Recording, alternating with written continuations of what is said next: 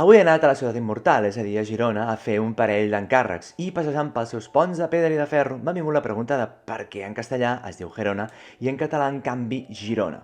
Doncs anem a veure. Totes dues paraules provenen del llatí gerunda.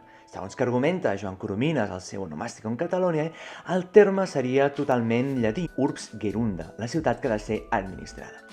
El seu argument és la poca similitud que existeix amb el que sembla ser el terme ibèric de la ciutat, Crsa, i el fet que Girona, la gerunda romana més ben dit, sigui una fundació clau per controlar les tribus de la zona.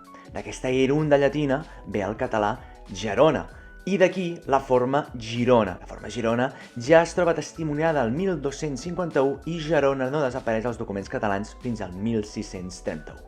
És d'aquesta forma Gerona més antiga, més semblant a la llatina, que ve Gerona, que fins al segle XVI es pronunciava Gerona.